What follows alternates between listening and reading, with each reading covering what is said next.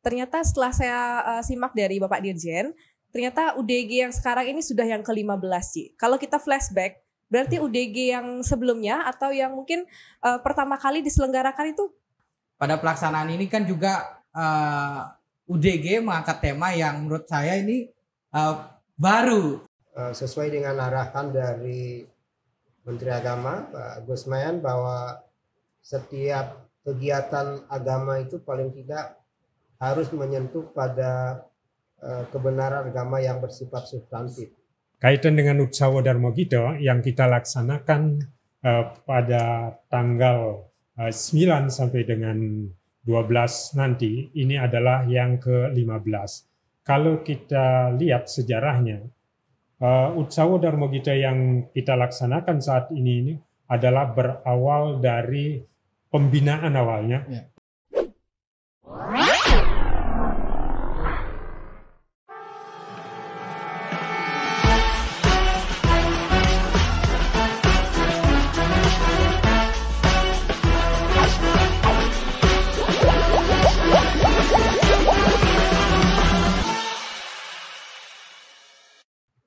Om Swastiastu. Om Swastiastu. Sahabat religi dimanapun berada, welcome to podcast Bimas Hindu spesial edisi Utsawa Dharma Gita tingkat nasional tahun 2024.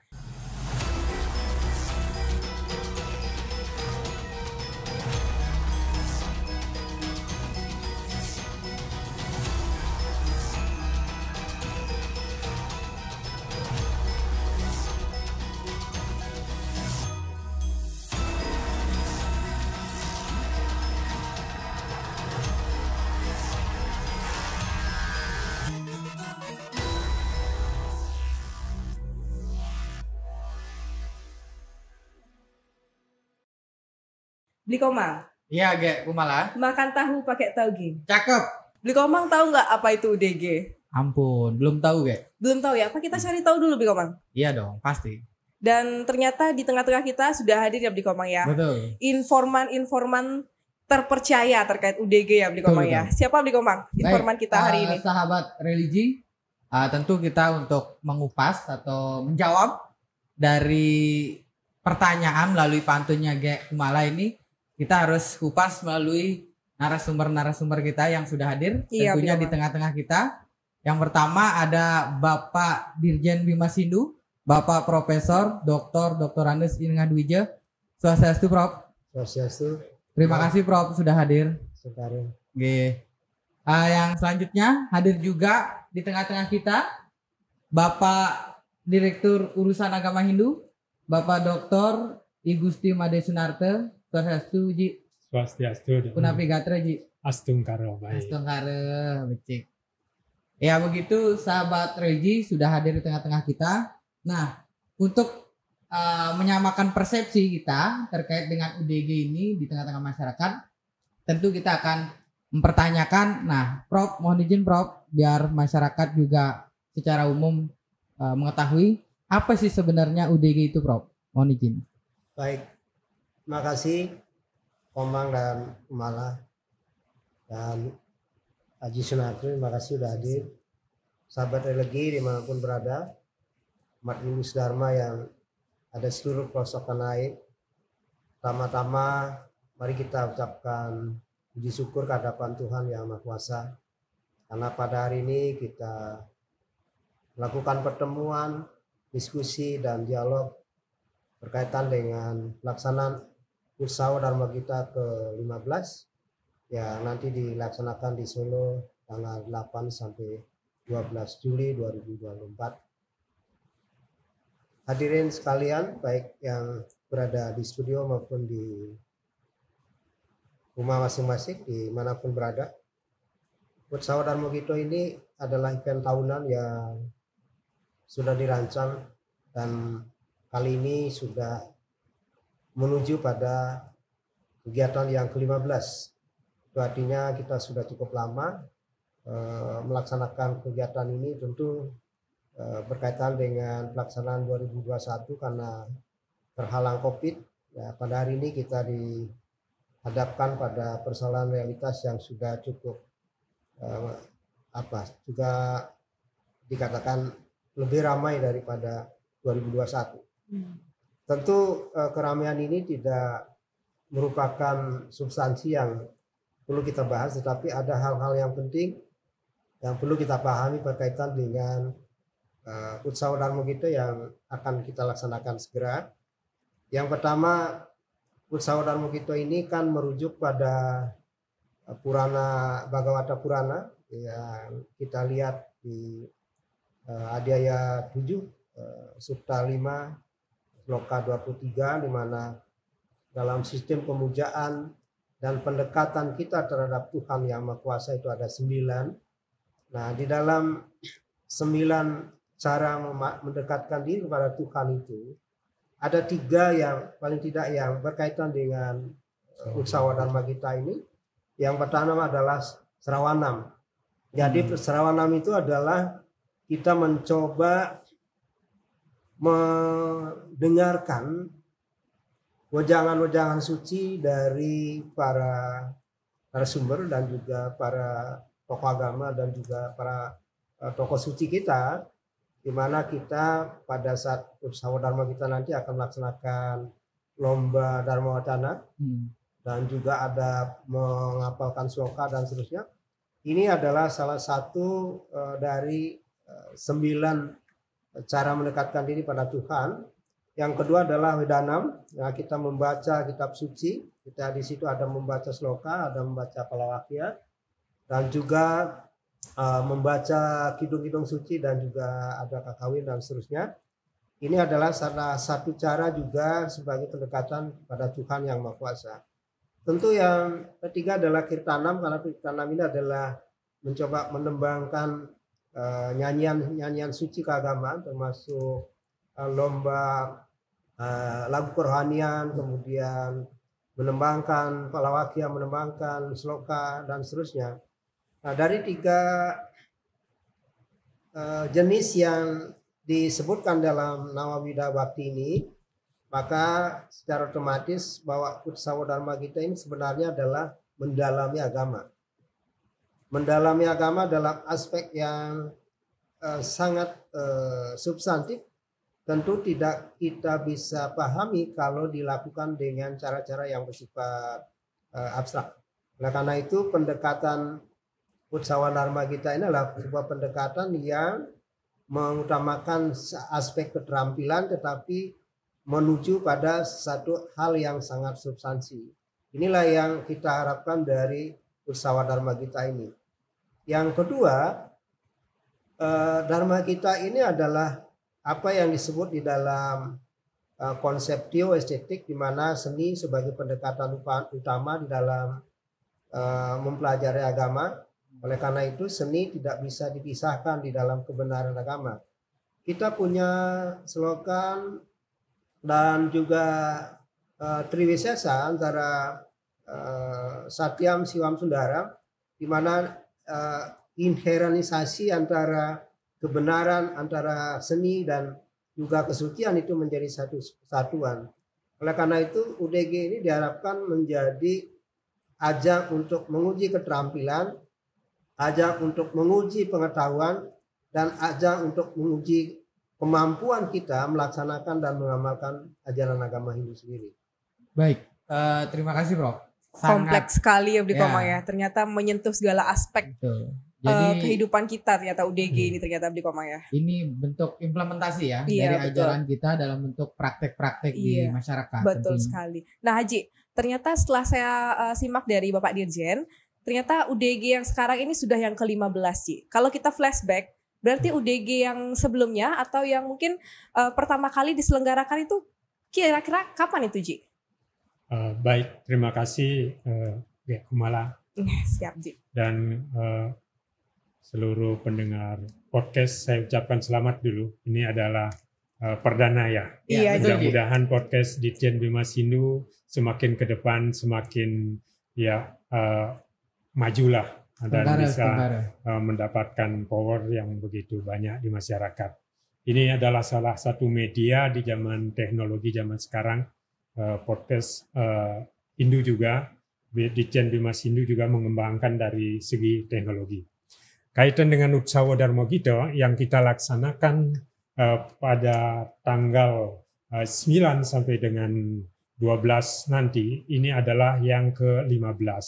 Kalau kita lihat sejarahnya, Utsawa Dharma Gita yang kita laksanakan saat ini adalah berawal dari pembinaan awalnya, pembinaan dari seni sakral yang ada di Bali, yaitu melalui kidung pengiring tari sangian. Dan itu dikaitkan juga dengan kidung-kidung dan kekawin yang ada di Bali, disesuaikan dengan kondisi daerahnya. Itu dilaksanakan mulai di tahun 1978. Setelah itu yang kedua dilaksanakan tahun 1979, itu sudah mulai menambah dengan adanya parade, adanya pameran, adanya pembacaan Palawakyo, dan hampir setiap tahun. Sudah itu lanjut di tahun 80 juga masih ada di Bali. Yang keempat baru mulai meningkat ke luar Bali, sehingga secara nasional sebenarnya sudah mulai dilaksanakan di keempat itu di Taman Mini. Itu sudah mulai dengan pengembangan melalui sarasehan itu sampai dengan saat ini masih tetap ada sarasehan, sehingga secara nasional dilaksanakan dan mengalami juga perubahan-perubahan. Dulu di Utsawa juga ada cerdas cermat. Nah, sekarang tidak lagi karena sudah disesuaikan dengan Jambore nasional. Itu kalau dilihat dari perkembangannya. Baik, terima kasih Ji. Nah, berarti sudah cukup matang mestinya Ji ya terkait dengan pelaksanaan karena sudah ke-15. Ya betul, dan selalu mengalami perkembangan sesuai dengan kemajuan zaman. Yang dulunya kan tiap tahun, setelah itu kan nggak mungkin mengadakan kegiatan tiap tahun secara nasional. Nah, sekarang diadakan 3 tahun sekali. COVID berarti terlaksana kemarin aja? Dilaksanakan secara hibrid. Hibrid, oke. Berarti ada yang luring, ada yang daring. Gitu. Sudah semi, sudah mengikuti dia kemajuan. Betul. Karena kemajuan teknologi dan juga COVID memberi pembelajaran cukup besar bagi bangsa kita dan umat kita. Iya, berarti di Jadi Mas Hidnu ini juga sifatnya sangat situasional dan sangat menyituasi ya, Ji ya? Iya. Oke, keren sekali. Menyesuaikan perkembangan zaman dan lompatan teknologi pada saat COVID. Betul. Jadi kita bersyukur juga Begitu juga saat ini ya, Beli Komang ya? Kita bisa mengikuti toh? Iya, betul sekali. Baik, untuk selanjutnya Pak Prof, izin berkaitan dengan tadi kan sudah disampaikan Utsawa Dharma Gita itu seperti apa. Nah, pada pelaksanaan ini kan juga UDG mengangkat tema yang menurut saya ini baru, Prof. Out saya of the dengar, box ya. Iya, baru sekali saya dengar kata-kata ini. Nah, kalau nggak salah nih temanya kan Utsawa Dharma Gita dari Parama Sastra menuju Parama Tatwa. Nah, ini pesan moral dan apa yang terkandung di dalamnya, Prof. Mungkin ini juga perlu penjelasan ke sahabat religi. Ya, baik Omang dan Mala dan Haji juga, bahwa kalau kita merujuk apa yang telah diputuskan oleh teman-teman LPDG pada saat 2021, di mana di situ tertera sastra paraga,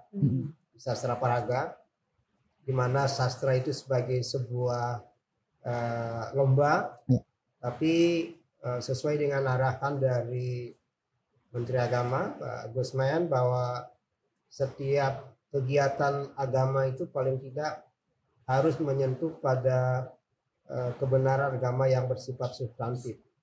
Oleh karena itu, berdasarkan hasil rapat kita yang pertama, kita menyepakati bahwa tema tahun ini adalah dari Parama Sastra menuju Parama Tatwa. Artinya, karena UDG ini adalah utsawa atau lomba, maka lomba-lomba ini adalah sebuah cara secara material, secara keterampilan, secara kasat mata adalah berlomba terkait dengan kemampuan dan keterampilan. Tetapi ketika anak-anak kita, para peserta itu melakukan lomba, mereka juga tidak kalah pentingnya adalah apa yang mereka baca, apa yang mereka lakukan adalah sebuah pendakian terhadap nilai-nilai agama yang bersifat substantif. Jadi bagaimana cara belajar Hindu yang baik adalah belajar dari sastra menuju tatwa. Jadi tidak dalam konteks dari abstrak menuju ke material. Kita berusaha supaya sebanyak mungkin generasi muda kita, anak-anak kita mendekatkan diri secara teknis, kemudian secara teknis itu substansi telah terkandung di dalam setiap perilaku dan setiap mata lomba yang dilombakan di dalam Utsawa Dharma Gita ini. Jadi dalam istilahnya kita seperti gunting ya, sekali berbuat ada dua entitas yang kena. Jadi di samping belajar keterampilan, maka kita juga belajar tentang bagaimana pengetahuan agama yang sesungguhnya. Baik. Terima kasih. Itu menarik betul. Ya, Dan ini ternyata, kan perlu penyampaian secara komprehensif tentunya ya kepada iya, umat atau sahabat religi agar tidak bias betul, penafsirannya. betul sekali Bro Kuma. Dan ternyata ada pesan moral untuk generasi muda ya Bapak. Nah untuk itu Pak, untuk eksistensi generasi muda Hindu ini, khususnya Gen Z, Gen Z. kan ini yang mengikuti UDG Lomba. ini kan Gen Z ya kebanyakan Ya, betul. ini ya. Nah ini benang merahnya antara tema dengan Gen Z terkait dengan pelestarian budaya ini bagaimana Ji? Kalau dilihat dari tema Siddhi, Siddha, Sadhu, dan Sudha, artinya seseorang di dalam ajaran agama Hindu akan bisa mencapai cita-citanya, khusus bagi Gen Z ini, semua orang menginginkan cita-citanya tercapai. Yang pertama dia harus memiliki Siddhi dulu. Siddhi itu adalah kemampuan-kemampuan dan skill yang harus dimiliki. Tentu jika ingin berhasil dalam teknologi dia harus memiliki kemampuan di dalam itu. Tetapi ini karena berkaitan jasmani dan rohani, tetapi keseimbangan dari dirinya itu, kemampuan juga di dalam menjalankan ajaran agama sangat dipentingkan. Siddhi Siddha itu, Siddha artinya dia harus terampil. Zaman sekarang hampir semua membutuhkan keterampilan. Tidak ada orang yang seperti zaman dahulu yang penting tamat sekolah langsung cari kerja, enggak. Punya skill dari segi ini sehingga kompetensi dan kualifikasi harus dipenuhi. Maka Siddhi dan Siddha ini hak wajib. Sudha itu adalah tingkat kejujuran, dedikasi kita, satyam kita dibutuhkan. Terus dan sadhu itu adalah kebijaksanaan dan pengetahuan yang sangat harus kita miliki di dalam menjalankan kehidupan. Ini adalah motivasi bagi anak-anak kita seperti yang disampaikan tadi oleh Pak Prof tentang bagaimana dengan Nawa Wida Bhakti itu, dari 9 bakti itu sudah terakomodir di dalam tema ini, dan jika anak muda kita bisa mengimplementasikan, memahami, mendalami, menghayati dan mengamalkan teori ini, saya yakin menjadi generasi yang akan berhasil di masa yang akan datang. Jadi tentu sangat erat kaitannya ini tema dengan generasi muda yang mengikuti UDG ya, tentunya. Ya, betul, jadi betul. Ini sangat bermanfaat betul bagi generasi muda. Ini kalau bahasanya Pak Prof tadi, di samping ikut lomba tapi melakukan pendakian spiritual juga di sini. Iya. Nah ini kan sesuatu plus yang bagi generasi muda untuk ikuti. Selanjutnya mohon izin Prof terkait dengan salah satu tujuan UDG adalah memantapkan kerukunan umat beragama. Nah berkaitan dengan dinamis dan faktual serta moderasi beragama tentunya Prof. Bagaimana konsep kerukunan dan moderasi beragama yang diusung dalam pelaksanaan UDG ini Prof? Ya, kalau kita lihat setiap kegiatan agama sesungguhnya adalah cara kita melakukan moderasi beragama berbasis nilai. Karena setiap ucapan, setiap perilaku keagamaan itu sebenarnya sudah mengandung nilai-nilai moderasi. Ya. Contohnya ketika kita melaksanakan doa, mengatakan Om, itu sebenarnya adalah doa bagi semua orang. Doa bagi semua umat, tidak hanya umat Hindu, tapi umat seluruh jagat raya, termasuk tumbuh-tumbuhan dan alam semesta. Oleh karena itu, sesering mungkin kita mengucapkan doa itu sesering mungkin juga kita sudah melakukan perilaku yang disebut dengan moderasi. Baik. Artinya kata Om itu membawa konsekuensi bahwa kita diharapkan antara sesama manusia dengan manusia lain itu memiliki kepekaan. Iya. Karena di situ dikandung satu jiwa, satu roh, dan satu nafas yang tidak bisa dibeda-bedakan berdasarkan agama. Ya. Nah, disitulah kita mencoba supaya seluruh peserta yang datang dari pelosok tanah air itu juga membawa etnisitasnya mereka masing-masing. Jadi bagaimana Keharingan, bagaimana Toraja, bagaimana Maluku, bagaimana Bali, Jawa, Toraja, kemudian ada Batak, Karo, dan seterusnya. Mereka juga punya nilai-nilai identitas tersendiri. Nah, paling tidak ada dua hal. Yang pertama adalah kerukunan intern kita antara etnis yang berbeda, dan juga kerukunan antar, karena di situ juga terlibat beberapa lintas agama, termasuk tokoh-tokoh lintas agama, pemuda lintas agama kita juga mengundang. Itu artinya saling memahami antara satu orang dengan orang lain itu bisa dilibatkan dalam konteks interaksi mereka di lapangan. Nah, ini saya kira moderasi itu harus mulai dari ideologi, tidak hanya dalam praktik, karena ideologi kita sering berbenturan dengan ideologi yang lain. Nah, bagaimana kita bisa dari ideologi turun ke dalam praktik sehingga ideologi itu menjadi praksis dalam kehidupan kita. Luar biasa sekali ya Pak. Ternyata moderasi beragama dan kerukunan umat itu sangat tersentuh dengan pelaksanaan UDG ini. Nah, kemudian Bapak Prof, salah satu indikator dari moderasi beragama itu kan penerimaan terhadap tradisi lokal, khususnya di Nusantara ini. Nah, bagaimana kemudian UDG ini dapat memperkuat keberadaan kearifan lokal di tiap-tiap daerah, Pak Prof? Ya, dari awal memang Utsawa Dharma Gita ini adalah sebuah ajang yang disebut dalam teori sosialnya sebagai kohesi sosial gitu ya. Kenapa disebut kohesi sosial? Karena berbagai kondisi sosial, berbagai golongan sosial, dan juga perbedaan di antara para peserta yang berasal dari berbagai daerah itu bisa memiliki satu jiwa, bisa memiliki satu pranata yang disebut nilai kompetitif itu artinya tradisi-tradisi mereka yang sudah dikembangkan di daerah masing-masing itu tidak bisa hilang. Ya. Artinya kita dalam Utsawa Dharma Gita ini sedapat mungkin kita menghilangkan sekat-sekat yang berkaitan dengan etnisitas ini.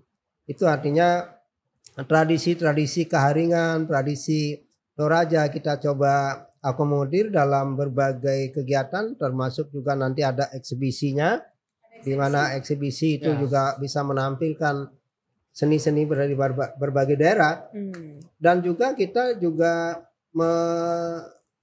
mengakomodir bahwa rang dari masing-masing daerah juga kita menjadi catatan penting di dalam penilaian. Rang itu ini ya Pak Prof? Ya, artinya ada ritme, ada irama yang memang dimiliki oleh masing-masing daerah, dan itu kita tidak nilai secara a priori. Karena itu harus kita pertimbangkan kemampuan mereka di situ dengan kemampuan daerah lain tentu akan berbeda. Nah, yang penting adalah bahwa Utsawa Dharma Gita ini bukan tujuannya untuk mencari sesuatu yang terbaik, tetapi menampilkan aneka ragam kemampuan dari anak-anak kita dari berbagai daerah, dan itu secara nasional bisa dilihat oleh seluruh Indonesia. Jadi bagaimana keberanian, kemampuan, mentalitas di situ kita uji sehingga mereka merasa menjadi sesuatu yang terbaik di daerahnya masing-masing. Luar biasa. Luar biasa. Dan semua itu kearifan lokal itu akan bertemu nanti di satu tempat di Bang. Di Solo. Menariknya itu ditampilkan. Betul sekali. Di pembukaan. Oh iya, betul. Dan ini kan yang hadir bukan internal aja, dia seluruh Indonesia. Seluruh Indonesia. Iya. Jadi tergambar di sana apa keberagaman dari masing-masing daerah. Nah, ini menjadi kekayaan kita tentunya, sahabat religi. Dan semua itu nanti kan berkumpul di satu titik, senternya di Solo, Bli Komang. Betul. Nah, ini menarik ini ya. menyentuh nama Solo. Iya. Nah, ini Aji. Halo Ji. Kenapa Solo Ji dipilih menjadi tempat pelaksanaan Utsawa Darmo gitu? Nah, apa sih istimewanya gitu? Atau apa pertimbangannya? Mungkin Ji. Pertama kaitan dengan tempat. Untuk sebuah tempat pelaksanaan Utsawa Darmo Gita itu membutuhkan beberapa syarat. Yang karena ini melibatkan secara nasional, syarat-syarat baik itu syarat sarana prasarana, tetapi yang paling prinsip adalah kesiapan dari daerah itu untuk melaksanakan Utsawa Darmo Gita ini. Di dalam pelaksanaan Utsawa Darmo Gita ini kebetulan Solo juga memang merupakan sebuah kota yang memang dari tahun 98 mengakomodir sebenarnya sebagai sumber juga moderasi beragama. Hampir sebagian besar organisasi-organisasi moderasi itu munculnya dari Solo dulu. Terus yang kedua, di sana juga masih ada kental budaya-budaya tradisional yang terdahulu. Masih ada keraton, budaya adat, budaya setempat masih dilestarikan. Sementara Hindu adalah ingin juga melestarikan adat dan budaya setempat. Maka dari ini karena Hindu kan kita tahu sejarahnya sudah dari zaman dahulu memang adanya Hindu di Indonesia sampai sekarang karena memang ajabnya itu adat dan budaya. Itu juga menyebabkan kita memilih Solo. Yang ketiga, kebetulan juga dari keraton memang begitu terbuka untuk menerima kita dalam rangka pelaksanaan ini memang di samping pelestarian agama Hindu, pelestarian adat, budaya dan keraton juga. Sehingga keraton juga pada saat ini sangat begitu memberikan dukungan penuh kepada kita sehingga semua pelaksanaan dilaksanakan di lingkungan keraton itu. Dan di samping itu prasarana yang lain terutama hotel dan tempat kegiatan itu sangat dibutuhkan. Dukungan pemerintah daerah, dukungan Kementerian Agama juga itu sangat kita butuhkan. Itu baik, menarik. Ini entah kenapa, ini serba kebetulan. Kebetulan juga Pak Jokowi dari Solo. Oh iya. Kan? Kebetulan juga Mas Gibran dari Solo. Ini kan menarik ini. Kebetulan istimewa semua. sekali ternyata ya UDG kita tahun ini. Dan kota moderasi juga ya Solo. Iya, Nah ini menarik. Mudah-mudahan lah kebetulan juga nanti sukses kita acara di Utsawa Darmo Gita ini. Iya, terus kemudian Pak Prof Haji, kemarin saya kan melihat di medsos Bimas Hindu RI ya. Bimas Hindu RI itu sedang launching maskot. Maskot dari UDG yang ternyata maskot ini adalah maskot pertama yang dimiliki oleh sepanjang pelaksanaan UDG betul. Dari tahun-tahun sebelumnya. Nah, kira-kira Bapak Prof, filosofi apa nih Bapak Prof yang mendasari pemilihan tokoh Hanoman sebagai maskot dari UDG 2024 ini? Ya, memang kita belajar dari peristiwa ke peristiwa bahwa satu kegiatan memang perlu ada penanda ya. Dalam ilmu semiotik ini antara penanda dan petanda ya. Nah, apa petanda dan apa penandanya? Kita mereferensi sebuah cerita dari Ramayana di mana kita lihat ada sosok Hanuman yang bahasa populernya lebih dikenal lebih dekat dengan nama Maruti. Maruti betul. Nah, Hanuman ini memang seekor kera tetapi memiliki kemampuan dan pengetahuan yang melebihi dari manusia sendiri, karena Hanuman sendiri juga lahir dari titisan para dewa. Kenapa ini dipilih? Karena sosok Maruti ini mewakili 4 tipologi dari karakter yang dikembangkan di dalam sistem pendidikan kita, yang tadi disebutkan oleh Pak Direktur. Yang pertama adalah dia adalah seorang CD ya, jadi memiliki kemampuan pengetahuan yang luar biasa. Yang kedua memiliki keterampilan jujur dan tentu bijaksana. Jadi tokoh ini menjadi tokoh yang sangat monumental karena kemampuan keterampilannya sangat sangat tinggi. Di samping memang memiliki pengetahuan dan juga kebijaksanaan yang luar biasa. Jadi baru pertama kali inilah kita memasangkan maskot sebagai bagian terpenting dari Utsawa Dharma Gita ini. Nah, mudah-mudahan ke depan maskot itu sangat fleksibel terkait dengan relevansinya dengan pandangan-pandangan ideologi dari negara yang sedang dilaksanakan oleh pemerintah. Saya kira pemilihan ini tidak secara kebetulan, tapi kita sudah kaji secara matang. Baik, jadi sahabat RWG, biar diketahui juga yang menggagas ini adalah Pak Prof sendiri langsung terkait dengan maskot, termasuk juga simbol maskotnya itu melalui Hanuman ini. Iya, ini terlihat simpel tapi penuh makna di dalamnya, kan begitu ya Kumala? Iya, ternyata filosofinya luar biasa sekali. Ternyata Hanuman itu melebihi kemampuannya dari manusia pada umumnya, Komang, dengan karakter Siddhi, Siddha, Suda, dan Sadhu ya Pak Prof ya. Dan kemudian nanti diharapkan dengan maskot ini generasi muda Hindu juga terlahir nanti di tahun-tahun berikutnya akan menjadi generasi-generasi yang Siddhi, Siddha, Suda, dan Sadhu. Nah kemudian Aji, kalau tadi kan Bapak Dirjen mengatakan bahwa Utsawa itu kan adalah lomba. Nah kemudian untuk tahun ini apakah ada perlombaan yang mungkin tergolong baru dari pelaksanaan UDG sebelumnya, Aji? Kalau yang baru sih enggak terlalu ini, tapi kalau dilihat dari jenis lomba yang sekarang dilakukan ada 8 jenis lomba. Sebenarnya kegiatan ada 9 karena satu merupakan serasihan. Dari 8 jenis lomba itu ada 32 tingkatan lomba yang dilakukan. Nah dari itu ada yang terdiri dari pertama adalah pembacaan sloka. Sloka itu dari tingkat anak-anak, putra dan putri, remaja, putra dan putri, dewasa, putra dan putri.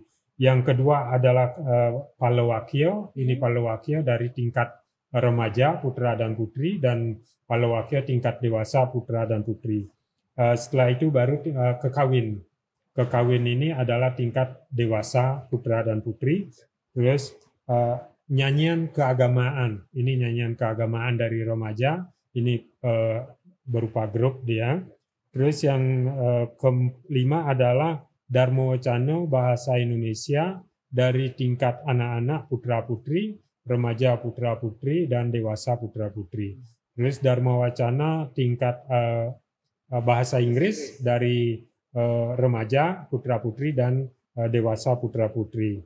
Terus demikian juga yang baru adalah sekarang adalah Dharma Wiwadah. Nah, ini yang baru. Ada yang baru jadi. Ya, ada yang baru satu. Artinya dari 8 jenis lomba itu satu yang baru, yaitu istilahnya debat gitu. Debat. Untuk ini adalah implementasi juga dari Nawa Wida Bhakti itu sebagai Dharmatula. Gitu. Itu implementasi. Dan yang terakhir lombanya atau festivalnya adalah melafalkan sloka bagi anak-anak putra-putri, remaja putra-putri. Dan yang ke-9 adalah terkait dengan serasihan. Baik. Itu jenis-jenis kegiatan yang dilakukan. Nah, kalau tadi kan jenis-jenis lombanya ya. Ya. Pasti harus ada pesertanya dong, Ji. Nah, kalau terkait peserta, Ji, mungkin berapa daerah yang ikut atau berapa banyak yang mengikuti kegiatan Utsawa ini? Kaitan dengan peserta dari 36 provinsi, semua provinsi mengirim. Semua provinsi mengirim. Ini antusiasnya. Bahkan provinsi-provinsi ini sebelum saya sampaikan ini karena pengiriman peserta ini sangat tergantung dari dukungan daerah. Betul. Itu yang mungkin yang saya juga selaku direktur mengucapkan terima kasih pertama kepada pemerintah daerah Jawa Tengah yang sudah siap menjadi tuan rumah dan memberi dukungan. Bahkan Kak Kanwil Kementerian Agama Jawa Tengah itu mensupport sepenuhnya. Itu sampai memberikan 80 kendaraan operasional. Gitu. Termasuk dari lembaga agama, keagamaan, bahkan termasuk perusahaan pun. Dan pemerintah daerah yang full mendukung adalah DKI Jakarta. Wis. Yang itu juga penuh dukungannya, dan yang lebih penuh lagi adalah Bali. Karena dari Ditjen Bimasindo tidak membiayai kontingen Bali. Itu penuh dibiayai oleh Pemdanya. Dan yang juga yang dari daerah yang terujung, Papua, saya dengar dari Papua itu malah Papua Tengah, Papua Barat Daya, dan Papua Selatan ini pemerintah daerahnya semua mendukung. Bahkan saya dengar peserta yang dari Papua saja, seharusnya 51, mereka dengan supporter itu dikirim sampai 82 orang. Itu dari Papua ke Solo. Supporter itu ya, Ji? Tambah supporter lagi 50. Luar biasa. Bayang. Totalitas berarti Jadi di pemerintah ada daerah. yang bertarung, ada yang Nah, berjuang dari belakang. Iya, Kaitan betul. dengan peserta, nanti peserta dengan peninjau aja itu jumlahnya 1.563. 1.500. Kalau dijumlah dengan panitia dan peninjau serta dewan juri itu sekitar 1.945. Wow, hampir Dita- 2.000. Kalau ditambah lagi dengan supporter udah melebihi 2.000 lagi. Udah lebih dari 2.000. Tambah lagi kalau di kegiatan awal itu dengan undangan-undangan pejabat tinggi, lembaga agama dan yang lain-lainnya, sampai dengan peserta serasian ya kurang lebih 2.500 orang pesertanya. 2.500. Fantastis, sekian. Beli Komang. Ini pasti Iya. berdampak kemana-mana. Iya, Termasuk betul pasti sekali, Bli dampak Komang. ekonomi, dampak. Oh jelas. Saya aja datang ke sana kan tidak mungkin bawa aqua gelas satu. Pasti beli di sana. Oh, iya. Beli Rp1.000 itu udah beredar. 1.000 kali 2.500 satu. Wah. Itu Baik, sudah cuan dampak gitu, Pak. ekonominya. Cuan. Nah, Nah, di samping itu pariwisata, otomatis kan orang Bergerak. berkunjung, ya Betul. segala macam. Mungkin beli oleh-oleh juga Iya, akan iya. beredar ini. secara baik. ekonomi. Tadi juga sudah dibahas terkait dengan jenis lomba. Mm-mm. Terus kepesertaan. Nah, berarti setelah itu kan tentu ada yang juara Iya. setelah mengikuti lomba. Nah, berkaitan dengan yang memperoleh juara, tentunya kan suatu kebanggaan pasti, Prof. Bagi Apalagi individu, pemerintah daerah sudah mendukung secara Betul. total gitu ya. termasuk juga bagi daerahnya masing-masing. Iya. Kira-kira, Prof, terkait dengan yang kawan-kawan atau adik-adik yang berjuang untuk lomba nanti, apa privilege mungkin yang dia dapat selain hanya kebanggaan itu? Mungkin ada hal lain, mungkin pada saat tes apa gitu, misalkan dipermudahan, ada akses seperti itu. Ya, memang orientasi kita mengadakan lomba nasional karena sekarang berbagai instansi pemerintah swasta itu mensyaratkan ada piagam atau sertifikat lomba nasional, dan salah satunya untuk memperoleh beasiswa LPDP, kemudian untuk tes di Dinas. kementerian lembaga Ya. itu mensyaratkan itu. Oleh karena itu tentu sertifikat kejuaraan ini menjadi sesuatu yang sangat penting di dalam perjalanan para juara-juara ini nanti ke depan dalam konteks meniti karir gitu ya. Tentu tidak hanya itu, tetapi juga ada kompensasi-kompensasi lain yang nanti akan diberikan oleh Ditjen Bimasindo terkait dengan perolehan juara itu sendiri. Yang jelas bahwa sertifikat itu menjadi catatan penting dalam membina, kemudian meniti karir anak-anak kita supaya nanti ke depan tidak ada kesulitan dalam memperoleh sesuatu yang mereka harapkan dari pemerintah. Ternyata pemerintah sudah menyiapkan itu. Nah, itu juga berdampak bagi individunya Iya, ternyata. untuk memudahkan mencapai tujuan. Iya, ternyata ada ini ya. Ada feedbacknya. Betul, jalur prestasi UDG. Ya. Mungkin di samping itu juga bisa dikerjasamakan dengan perguruan tinggi juga bagi yang mendapatkan juara berprestasi secara nasional, mungkin bisa mendapatkan ya bidik misi atau rekomendasi untuk masuk perguruan tinggi gitu juga bisa. Karena sampai saat ini hampir semua perguruan tinggi juga dalam menseleksi mencari mahasiswa itu melihat prestasi-prestasi nasionalnya. Apalagi ini ajang nasional, sertifikat aja untuk ikut nasional sudah berharga, berarti apalagi bisa jadi juara. Ya. Berarti prosesnya ini benar-benar mendapatkan Ya proses tidak akan mengkhianati hasil. Itu maksudnya tuh. Iya. Ini boleh diminum nggak beli Bang? Boleh dong. Ya Bapak silakan kita. Boleh diminum nih, Pak. Minum dulu ya, Ini Pak, ya. bukan properti saja, Pak. Ini ada rasanya. Makasih. Izin. Ya.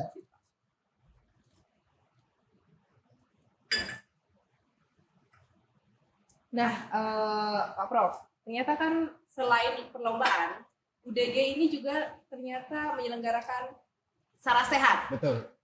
Saya lihat juga narasumbernya itu keren-keren, para guru besar, kemudian dosen, pakar-pakar dan ahli di bidangnya gitu ya. Betul. Nah, tidak lupa keynote speech-nya juga ada. Wah, keynote speech-nya nggak kalah keren. Koordinator Staf Sus Presiden RI, Luar Bapak biasa. Anak Agung Ari Dwi Payana. Iya, nah untuk itu Pak Prof, kira-kira apa sebenarnya yang ingin dikupas dalam pelaksanaan Sarasehan di UDG 2024 ini? Ya, selama berkali-kali pelaksanaan UDG ini kan memang Sarasehan itu hanya evaluasi ya. Evaluasi pelaksanaan, kemudian ada rapat kesepakatan tentang lokasi selanjutnya dan seterusnya. Padahal usaha Dharma Gita ini adalah literasi keagamaan yang kita coba kupas, yang selama ini mereka para peserta membaca, menghafalkan, menembangkan, tetapi tidak pernah mereka kupas gitu. Oleh karena itu, karena ini Dharma Gita inilah sebuah literasi, maka perlu ada perspektif-perspektif baru yang bisa memberikan kontribusi. Apakah UDG itu sangat substansi untuk menerjemahkan nilai-nilai agama pada generasi yang kita sasar, seperti para remaja, para generasi muda kita. Karena perspektif itu menjadi catatan penting untuk mengkorelasikan bahwa usaha Dharma Gita ini tidak sekedar lomba keterampilan, tetapi lomba pengetahuan gitu.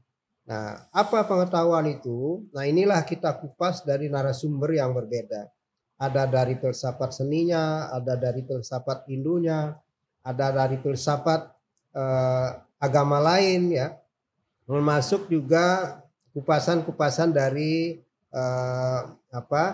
staf khusus koordinator staf khusus presiden yang kita mohonkan kepada beliau untuk memberikan catatan-catatan penting untuk dibahas nanti di sana, sehingga ke depan ini Dharma Gita ini tidak hanya lomba tetapi juga memperdebatkan substansi yang dibaca, dinyanyikan atau ditembangkan dan seterusnya. Yang kedua tentu kita belajar bahwa literasi keagamaan itu menjadi penting. Karena itu kita menghadirkan narasumber yang memang betul-betul ahli dalam bidang naskah, ada ahli dalam bidang filsafat seninya dan seterusnya. Ini catatan kita.